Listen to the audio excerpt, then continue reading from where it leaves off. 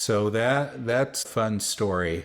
I didn't work with NASA directly, but our team member did, Dr. Seth Horowitz, who was an auditory neuroscientist. And Seth had worked on a project for NASA at Stony Brook in New York to help astronauts get better sleep on space missions. And so the foundational basic research was finding ways to induce sleep and maintain sleep in space.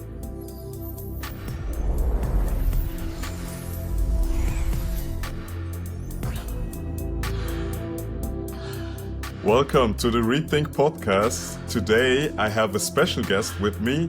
It's Alex, who is a best-selling author, entrepreneur, podcast host. Did I miss something? But introduce yourself so the audience have an idea who you are. You bet, Rudi. Thanks so much for having me. Well, I think first of all, I'm a husband. I'm a father of 3 boys, as you shared. I've got a bent toward entrepreneurial endeavors with a real great interest in music and neurotechnology. I've founded or co-founded, in some cases, 3 companies in the space: Advanced Brain Technologies, Sleep Genius, and Vital Neuro. And I really just have a personal mission for the advancement of human potential globally. I just want to make massive impact in any way that I can contribute in the field that I've now had the privilege to be in for over 30 years. So I come to this through my family as 3rd generation in the Doman family, working in brain health, brain rehabilitation, techniques, and brain development to help people achieve their greatest potentials. So that's just a little bit about myself. This is really a family legacy and a personal mission that I'm on. That's awesome. I mean, in that regard, having an impact, in particular when it comes to human potential, I think we are pretty aligned. But maybe tell us more about your family, because I think you're coming from a very special family when it comes to brain health in particular. Yeah, I'm honored. You don't choose the family you're born into, and either you're blessed, or maybe you're resentful about the family that you come into. But I'm incredibly blessed, Rudi. My grandfather was a physiatrist, a doctor of physical medicine, rehabilitation, Robert Doman, MD.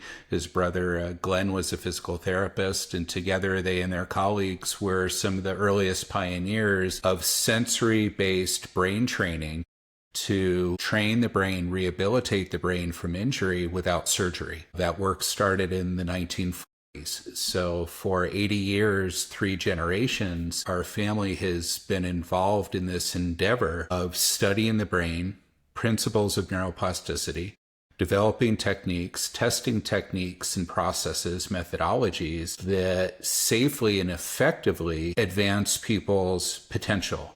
And we're ranging from people's severe brain injury to those that we consider very high performers, from newborns to end of life, across the performance band, across the age spectrum. This is just the work that I've been blessed to come into. Much of that came under the training and guidance of my father, Robert J. Doman Jr., founder of the National Association for Child Development, who at 78 today still sees kids around the world on a daily basis and works beyond full time in his drive to make impact on the world. So growing up with that kind of influence, I think you can't help but want to be part of the work. Was there a specific moment in your childhood where you were like, I want to do exactly the things that my father and my grandfather did? There were moments I wanted to do exactly what they did, and there were moments I wanted to have nothing to do with what they did. And I think that's what happens quite naturally. So, growing up, especially in my early years, I was exposed to the clinics, the patients, the methodologies, the research. I was just surrounded by it because there really isn't a definition of family life and work. It's all one because it's mission driven. So I grew up around a lot of kids with special needs. I grew up with a lot of kids that needed and benefited from intervention with brain injuries on the autism spectrum, with Down syndrome, cerebral palsy. So it just was around me. But at the same time, I also had a sense of wanting to discover what was of interest to me, what drove me. So as I started my career early on, I didn't opt to work in the family field. I did something very, very different. And then there was a seminal moment when my father had a massive heart attack in 1992. He was 45 years old. He needed a quadruple bypass to save his life. And the legacy of the very important work that he did was at risk with that health event. And I made a decision at that point to do everything I could to support him and join him in making sure that his work lived on. And not only is it living on, it's stronger than ever today, many decades later. Okay, wow, that's quite a very special thing and situation in particular. But I feel like it's really important as a father. I'm father myself. For me, it's also on the one hand you want to convey your values, but one thing that I at some point I understood is not my mission to show him what he needs to do. He needs to discover that, and I'm coaching him, helping him, finding whatever he pleases. If this is something that I enjoy as well, that's great. But if he chooses to do something different, that's great too. And it's also a testament of your father that he let you do your thing and then discover for yourself, okay, this is what I want to do. Yeah, and I carry the same philosophy, Rudi. As much as I would love to see our boys involved with our work, it's only if they show that interest. Our oldest son is pursuing a career to be a commercial pilot. Our middle son is in finance and investing. And our youngest son, who's still home, who's 16, well, he has an interest in the exotic car market. So none of this is related at all to our work, but I hope in being true to my mission to advance human potential, that's whatever that means for the individual. And if they aren't pursuing the work that we're doing, so be it. We're going to support them in whatever it is that they're driven to do. That's great. That's really great. One particular thing why I was very eager to speak to you was that you have like a special angle, how you like to stimulate the brain. So, and this is your book. And I was like, one of the things that was always very innate for me, although I then never played an instrument, but I had a really, really special connection to music. And then when I was looking for somebody that I can have a great discussion about neuroscience, in particular applied neuroscience, then I saw you. And then in particular the angle of using sound in music for neuroplasticity.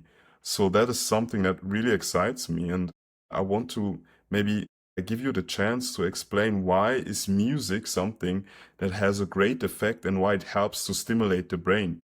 We could spend days on that topic, so we'll keep this fairly high level today, Rudi. And I think what's really exciting is what existed in the field of research when I started my career in the 1990s compared to where we are today in 2026. I mean, it is magnitudes greater evidence and acceptance and interest in this idea of sound and frequency in music as a means of sensory stimulation for the brain to facilitate brain change or state change. And what's interesting, though, is this has been innate to humanity since the beginning of our existence. So the use of sound, of tone, of vocalizations, of voice and singing, and beginning to build primitive and play primitive instruments just came instinctually to man. And, the why to the absolute origin of that, we wonder, does that go back to what's considered the beginning of the universe with a primordial sound of Om, and the fact that the earth has a resonant frequency of 8 hertz, and that everything is ultimately vibration and vibratory, and this world of vibration is interconnected from the cellular and molecular level to the universe. So, sound and frequency are a important force in our lives and on our planet and beyond, and something that's just been very innate in humans as a means of communication, as a means of self-regulation through humming, chant, voice, singing, as a means of expression and celebration and mourning, you name it. So I'm fascinated with the why, and I'm still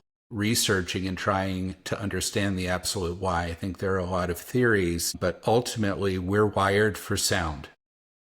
And sound is one of the first forms of sensory stimulation that shape our brains in utero and begin to shape our understanding and our experience and our connection to our external world.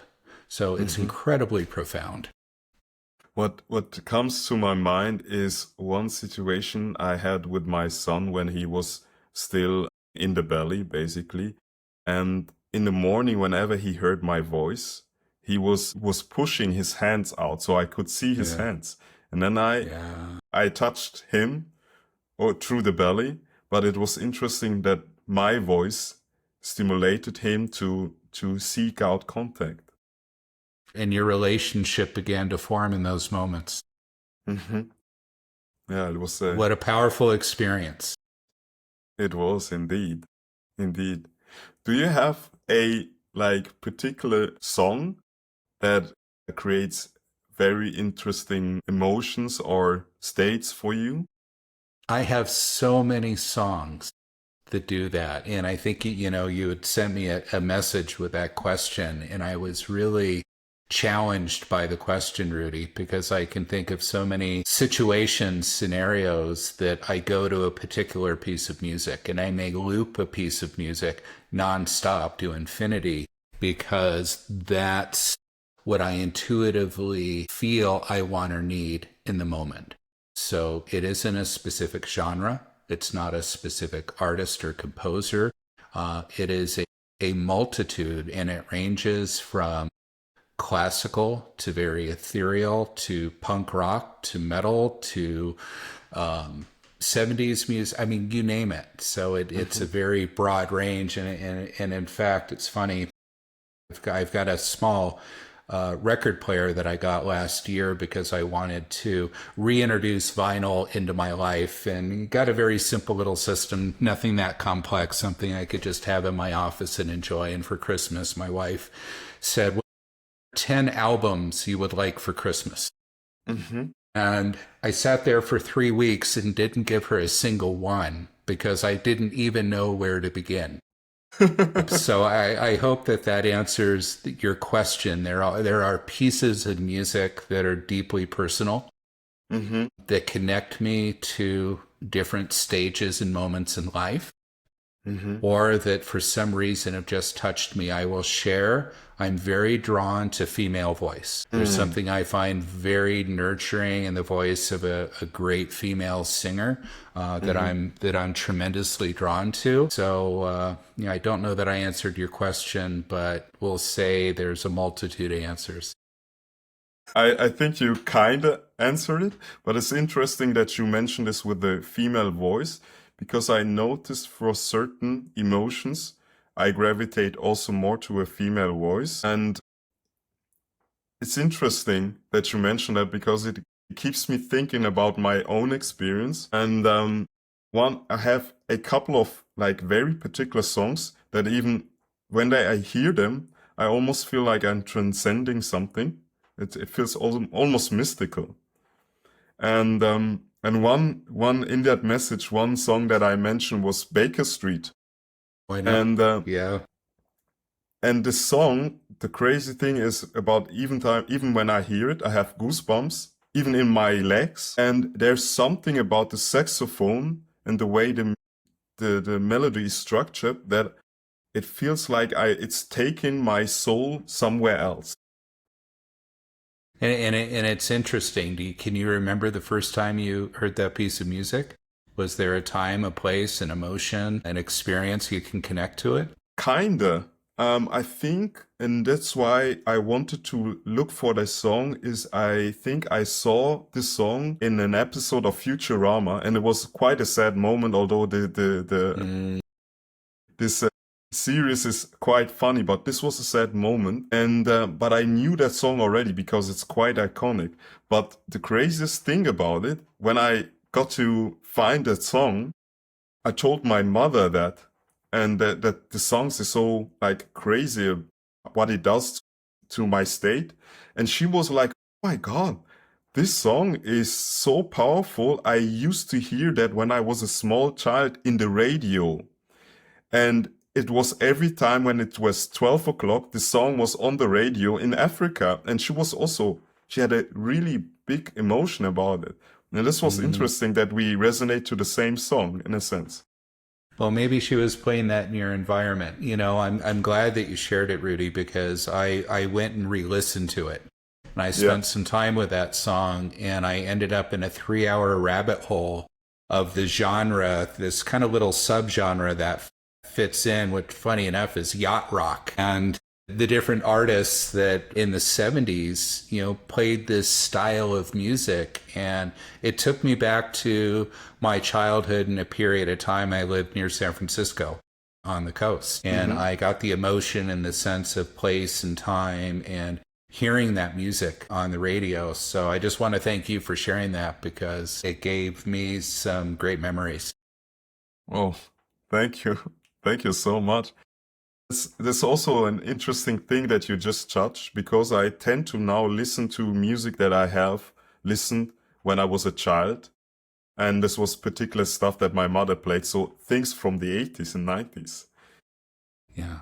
Well, and I think what's interesting is it appears that the music, especially that we experienced and resonated with us in our adolescence, always sticks with us. So I'm perpetually 17 as a kid into punk rock, even today at 57, right? So we're talking 40 years later. And thankfully, some of the bands that I listened to and started seeing then still perform today and tour. This music of our youth and our adolescence is part of how our identity is shaped and formed by that music that we're exposed to. But at a cellular level, it imprints on us and stays with us. So it's interesting when it stays in our life or when we rediscover it, what kind of emotions that can tap into. Yeah. You know, what fascinated me as well, reading your book, is the way you can use music to therapy too. And I'm quite fascinated what is the mechanism behind that? So mechanisms and processes, and to answer that simply, there are great programs now in music neuroscience where you can go study and get a PhD in that subject. So to respond to that question that's a very complex answer that we're still the field, when I say we, working to fully understand. But if we stick foundationally with a few principles, that we know that tempo, right, timing and beat in music, that entrains body rhythms internally. So an external rhythm can entrain internal rhythms. So the principle of entrainment is a very important principle when we think about the use of therapeutic music. Meeting someone where they are, the ISO principle, then guiding them to where we want them to go, is a second component that's incredibly important in thinking about therapeutic music. Meeting someone where they're at, then guiding them to where we want to go, or the state change that we want to facilitate. A third and very important component is frequency. So what is the frequency structure of the music? We as human beings hear a range of sound from 20 hertz, very low tones, to 20,000 hertz, very high tones. And we can feel a range of frequency from 0 hertz to over 100,000 hertz vibroacoustically.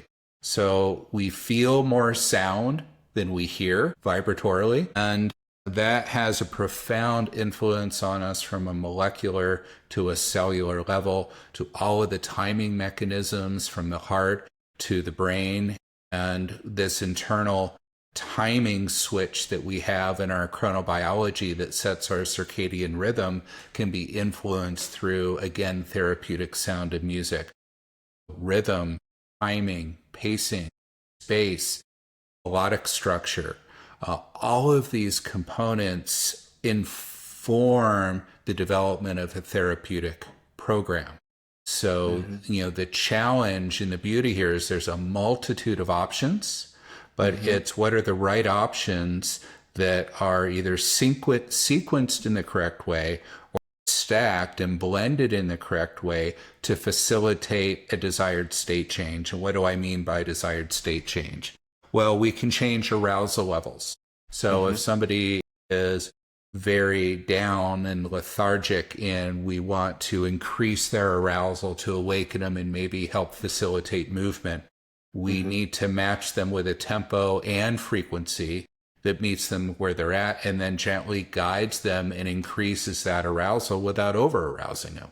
If somebody's in a high arousal state and they have high anxiety and anxiousness and we need to calm them, we need to meet them at a middle ground and use tempo and frequency and melodic structure to help lower that arousal state.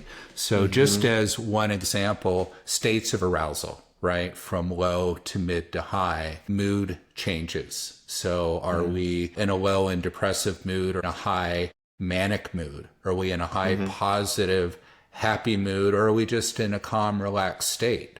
Well, that gives us a model of arousal levels. Are we low? Are we high? Are we negative emotionality? Are we positive emotionality? So we can design music and soundscapes that help move us to the quadrant that we want somebody to be in quite readily through the compositional structure of a piece of therapeutic music. Okay. So when I got that correctly, this is the way by using pacing and changing the state.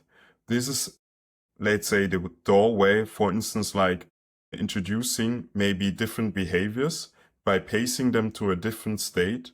And are they in that state then maybe more receptible for, let's say, changing a pattern or something like that?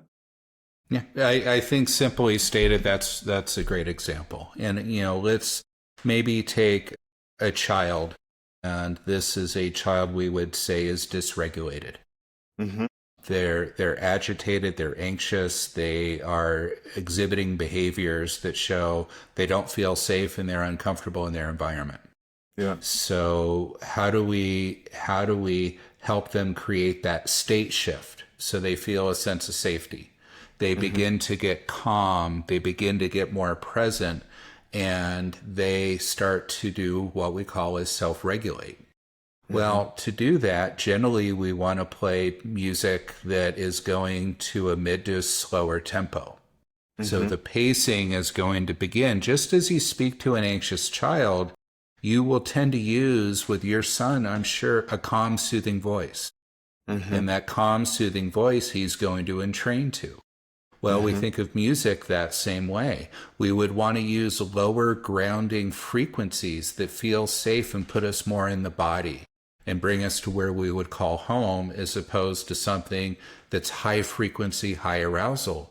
We generally wouldn't use something with a lot of complexity that's going to add to the chaos. We're going to use music of a simpler structure that isn't hard to process. It's easier to digest. So we think low, slow, if that makes sense as an example, to take somebody from a more anxious state to a calmer state. So now I can also clearly see why you can use sound and frequency as a neuromodulation tool that is non-invasive. So I can now I'm starting to understand it. One particular thing that comes to my mind is, have you witnessed or have you been part of when somebody played the didgeridoo?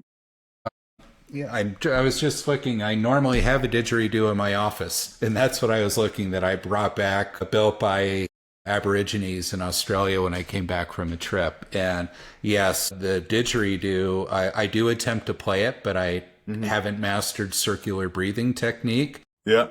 but I have experienced it in sound baths. So in Yeah. combination with crystal bowls, and it is one of the most powerful sounds I've ever experienced. That's interesting that you say that because I had the same feeling because it triggers something really innate. And I understand that humming, for instance, stimulates the vagus nerve. So it brings us in the parasympathetic system. So it stimulates that. And, and one thing in particular with the didgeridoo, I was part of also an aesthetic dance that was also part of your books. I read that it's more and more coming back, something that was like part of our culture back then. And they played this didgeridoo and something about this didgeridoo was sticking with me. And I was like, this is such a interesting experience with this vibration, with this sound is so distinct and so innate, and it triggers something that was always there, but it's such a I think everybody needs to do that to experience it. It's hard to describe it in words. Yeah, I agree. I mean, it's such a primal sound. And if we Yeah. think about the origin of the indigenous people in Australia, the Aborigine groups that use this as a form of long distance communication, right? So that didgeridoo, when played with a human voice, and it's that extension of voice and that deep tone, those low frequency sound waves carry at a great distance. So it was a means of communicating to groups that were far from us, just as elephants communicate through low frequency through the ground to alert other herds as to activities that are happening and information that they need as we think about the African continent. So it's fascinating to see this in nature through animal groups like the elephant. They use low frequency tone for long distance communication, and indigenous groups like the Aborigines that did that with the didgeridoo that they created. So interesting. One thing that also just came up into my mind, just recently I viewed a documentation about sperm whales. And apparently their clicks are so powerful that when you are too close, the frequency can paralyze your arm or even shake you to death. Incredible. Yeah. Wow. It's really crazy that this exists in nature, and how powerful these sounds that they can emit is. I never thought about that. It should be very loud. I think even louder than a starting jet. Well, incredibly loud, and in fact, what you're discussing is a means of you can weaponize sound. And in that's the contra to the healing properties of sound. Sound used in a certain way is weaponized. So you have ships that are at high risk of coming under attack by pirates, and this is modern age pirates today, where they're doing everything they can to protect the ship, and they have water cannons, but they also have sound cannons. So they're literally using sound to deter pirates from trying to board and take over the ships. So, and we know that sound has been used as a means of torture. So light, sound, any form of sensory stimulus in excess can be weaponized and used to do as much harm as it is good. But, we're naturally focused on using it for the good. What about the whole transfer effect of music? Because one thing that I was very keen, I had this podcast with Manu Kapoor, who's a learn researcher, and he basically said like transfer is like the ultimative, the holy grail of learning, that you learn something in one particular field and you can apply it in a different field. And it seems like music, in particular singing, like playing an instrument, all these things have an amazing transfer effect that it increase your ability in math, science, and other stuff. So what is the reason for that this transfer effect is so great? Because we're seeing shared neural substrate for all of these processes. So when we think about linguistic processing, when we think about mathematical processing and sound and frequency, there's a lot of shared cortical networks in the brain. The pathways, to put it another way, or think of roads and means of transportation of the information signal that are reinforced, and that's where we see that transfer effect. So it's shared brain networks where this is taking place. So you're building a network for mathematics through the performance of an instrument because it is a shared neural substrate. So doing one is helping to strengthen the potential of the other. Okay, this is how it works. I get it. Well, and as we think again about mathematics and music, music is a means of applied math. So when we break down a musical structure, it's all mathematically structured. So ultimately, it's a different expression to imprint these formulas, if you will, onto the brain for mathematic processing. So that you'll see often a correlation of a natural aptitude between somebody very advanced in math as well as musical ability. Not always the case, but frequently the case. Yeah, when I remember correctly, I think Einstein was playing the fiddle. I think Einstein played the fiddle. He did, not the violin, but the fiddle. Yeah, that's right. And when, for instance, let's say you're also an entrepreneur. I'm an entrepreneur in that sense.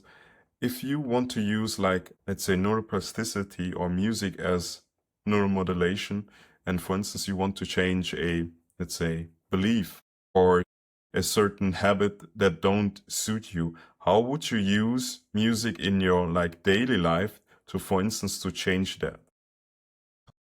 For myself, Rudi, I would frame it as how can I use music as a tool to enhance my performance? And when I in that frame, I use music as a tool and sound and silence as a performance tool throughout my day. So it's integrated into much of what I do. And by integrated, I mean intentional periods of quiet, which are very, very important. Facilitating an environment that is absent of as much noise, which is unwanted sound, as possible, because noise has an incredible impact on elevating our stress levels, increasing cortisol. When we have increased stress, our focus and our presence is greatly diminished in our ability to self-regulate. And then to use music as a performance enhancer. So if I am starting my day working on projects or email, I'm going to listen to music that's going to put me into a state of flow.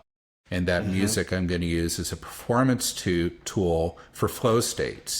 If I am on a day where I have back-to-back video meetings, which in this day and age, I moved to a home office in 2020, having been in an office for decades. And so now it's Zoom meetings or podcast discussions, which I find these very energizing.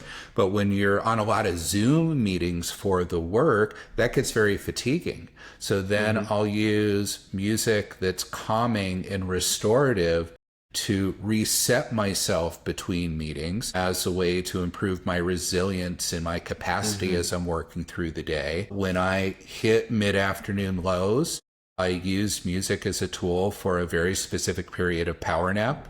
As a means of restoration. I'll use higher frequency, high tempo music when I need energy to knock out projects or I need motivation for myself. So I use it as a performance enhancer, choosing the music that I know is going to support the activity I'm engaged in or prime me for what I want to do, or as a tool from coming out of an activity. So to prepare, to engage, and then to recover.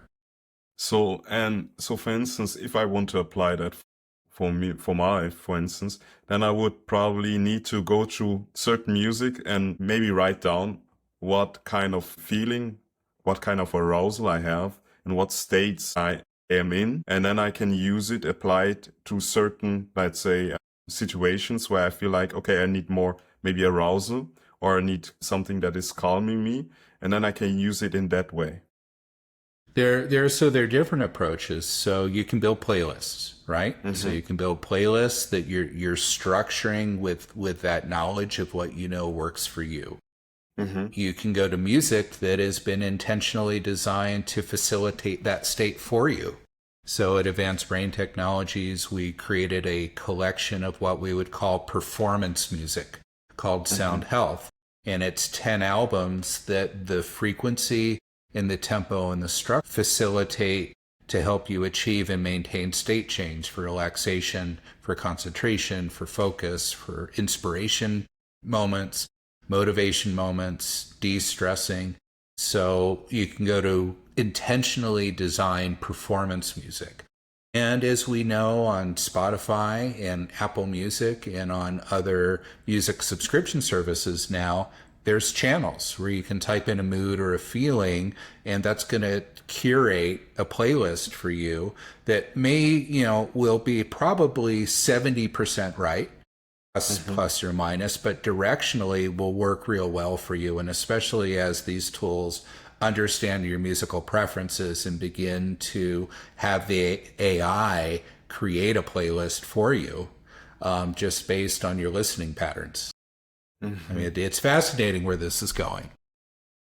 It's interesting that you mentioned that, because I believe maybe 10 years ago, I was also thinking about making a music app, a playlist, because one of the things that I didn't really thought that it's not really, let's say, properly the shuffle function, because I was thinking like an intelligent shuffle function should be able to structure the sounds, that there's like a smooth transition, and there's also like a similar, let's say, feel to the music, so the progression is not so abrupt when you come from like a fast-paced song to a slow-paced song. Yeah, so with that, as you think about these companies with huge music catalogs on a streaming platform, and I had worked with a company that I can't name due to NDA, but had analyzed their entire music catalog, and this is a very well-known catalog of music, and then had worked to build a taxonomy that would allow us to take certain attributes of music and then to catalog this catalog of music based on a taxonomy that effectively would be able to do that. Now, what their goal was to create a therapeutic music catalog, which is easier said than done, because the taxonomy is incredibly complex and there's a lot of personalization that comes in, but you definitely are onto something with that concept, Rudi. And I think we're getting closer and closer to the ability to do that well today. And especially if we're able to monitor somebody's real-time neurophysiological state. So what's happening in their EEG pattern, what's happening in their heart rate, the relationship between the two, so that we can understand present state, somebody's goal state, and then provide a means in which to entrain that state, meeting someone again where they're at and guiding them to where they want to be in a very personalized way. Yeah. What is your opinion about binaural beats? Binaural beats. So yeah, binaural. This probably is one of the most frequently asked questions, is what do we think about binaural beats? We have used them in some of our music production to a very limited degree. They can be done well and they can be done poorly. Maybe let's first define a binaural beat. So the way a binaural beat works is one frequency of sound is introduced into the left ear, another frequency of sound introduced to the right ear, and then a phenomenon happens in the brain called frequency following response, or the FFR. And what happens is the difference between the two frequencies is what the brain waves will entrain to. So if we want the brain to entrain to an alpha state of, say, 10 hertz, so we would want to have 6 hertz in one ear, right? And we would have the differential in the other so that we get to 10. And then we want to modulate that frequency so the brain stays engaged and it's dynamic enough, but we're entraining to that state based on these imposed frequencies. And they are imposed. They're created by a digital signal generator. They're not natural sounds, so they're imposed sounds. So you can buy software programs that can generate binaural beats on the fly for you today. The masters at designing binaural beats have spent years, if not decades, refining the process to do binaural beats in a way that they really serve as positive neuromodulation. So my opinion is the good ones can be very helpful. Mm-hmm. Bad ones can be detrimental. So we have to be, I think, careful in what we're choosing. And typically what you're getting when you're watching a YouTube video with binaural beats is that's not generally the way to go. Okay, but that's really good to know, because I bought a couple of ones, which I believe, if they're used properly, might be good. But it's really good to know that the ones on YouTube might not be the best ones. Well, there's so much out there that the average consumer is not going to have a means to differentiate. We're going to buy what's best reviewed or has had the most plays. I mean, that's, or the marketing message from the brand that has the most marketing dollars to put that particular binaural beat product in front of us. So we'll say they can be beneficial, but I prefer to influence the brain in neuromodulation more naturally than an imposed frequency based on binaural beat. Yeah, I got it. You have worked with the NASA on Sleep Genius. How was that experience for you? So that's a fun story. I didn't work with NASA directly, but our team member did, Dr. Seth Horowitz, who was an auditory neuroscientist. And Seth had worked on a project for NASA at Stony Brook at New York to help astronauts get better sleep on space missions. And so the foundational basic research was finding ways to induce sleep and maintain sleep in space.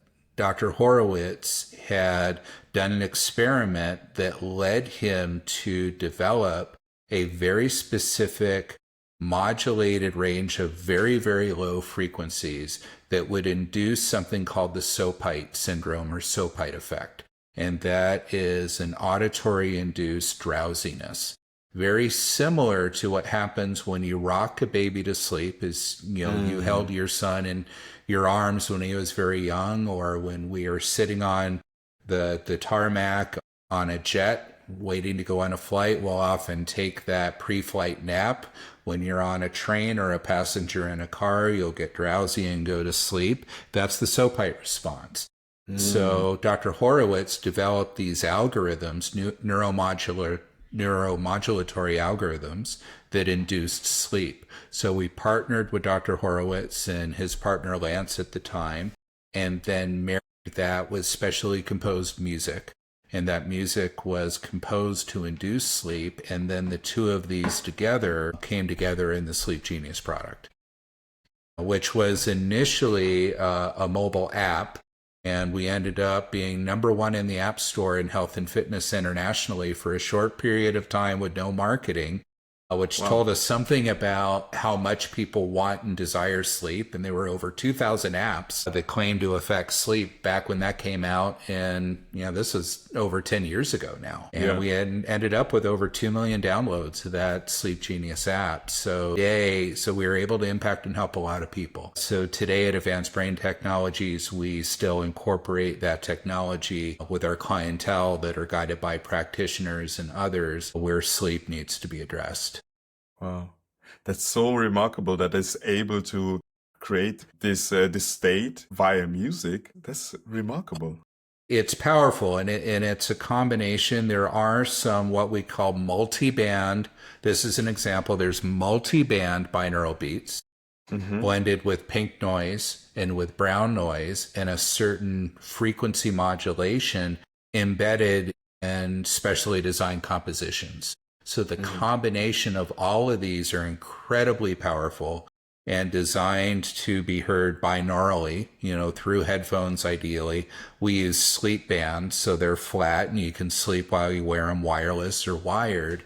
And you will find that this modulation and this rocking between the two brain hemispheres quickly get you into a very drowsy state. Interesting. It's powerful. So Yeah.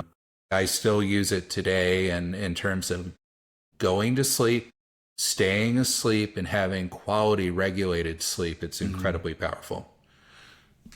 Yeah. That's remarkable. My last question. I'm very fascinated with Robert Oppenheimer, and I'm currently still reading his biography. I'm not done yet because I saw the film from Christopher Nolan, and I just love his films, and in particular, like the whole state and the time that Robert Oppenheimer was in. And one thing that I derived from that is like, they have been in a very special time. They science was ready, and they got to know how atoms work. They were inventing quantum physics in that sense, but they used it for the atom bomb. I feel like we are in a very similar stage right now with AI that is coming up and also all the technology, but it seems like our consciousness is not at par. And I feel like we going to be in a very, very dystopian world, or we can use technology for the greater good. And I want to know, what is your future scenario, and what do you see like in terms of positive and negatives? Yeah, I think, for me, Rudi, it's to focus on the positive. And my interests have lied always at this intersection of human potential, neuroplasticity, sound, and the advancement of technology, right? And the intersections of all of these together. And the work that we're doing at Vital Neuro is what has me most excited at this moment, because we're converging psychoacoustic research, we're converging applied neuroscience, the well-known field of neurofeedback, real-time brain monitoring through EEG, and then now combining that with some AI-informed protocols layered on top of this in creating a way in which to deliver sound that's personalized moment by moment based on your current neuro state. We mentioned this before we talked a little bit. But, the future is real. These are our proprietary patented Vital Neuro headphones. They're wireless. They have integrated brain sensors, EEG, that read your real-time neuro state. This connects to a mobile app, which identifies your current brain state. And then you choose a state that you want to entrain to. And the music compositions are created to work along with your real-time brain state, what we call neuro-responsive music. So the music is responding to you in real time to guide you to your current state. And this to me is currently the ultimate expression of what we can do. Further, that can begin to be informed by DNA. It can be informed by other neurophysiological data like heart rate variability. Wow. So we can take other forms of data layered upon these models that we already have for EEG data and go very deep in the personalization of non-invasive neuromodulation through sound and brain training. So you're building a closed loop system. We've built a proprietary closed loop system. The hardware, the software, the whole platform is a closed loop system that's working in real time with clinical grade accuracy with a consumer mobile product. That's great. That's great. Alex, it was a pleasure having you, and hopefully we can do this again, because I think there's so much more to talk, because we just touched on Vital Neuro, and there's so much to talk about neurofeedback and all these things. So thank you so much. Rudi, thank you. It's an absolute pleasure. Great to spend the time with you. Thank you. Bye-bye.